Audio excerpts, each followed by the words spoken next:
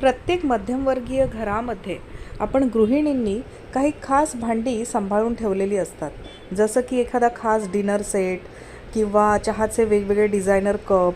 आणि अगदीच dinner set नसेल तर स्टीलमध्ये सुद्धा वेगवेगळी नवीन ताटं, चमचे, ग्लास, वाट्या हे सगळं वेगळं ठेवलेलं असतं.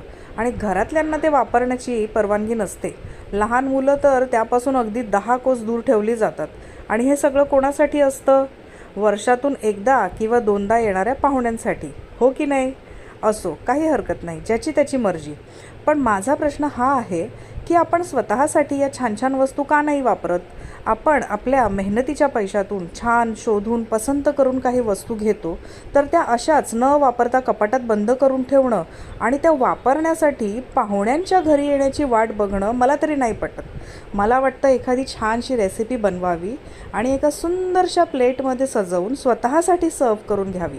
कधीतरी स्वतःला पण ट्रीट देऊन बघा गृहिणींनो, आणि स्वतःला स्पेशल फील करवून बघा. खूप छान वाटेल. मी सुरुवात केली आहे, तुम्ही कधी करताय?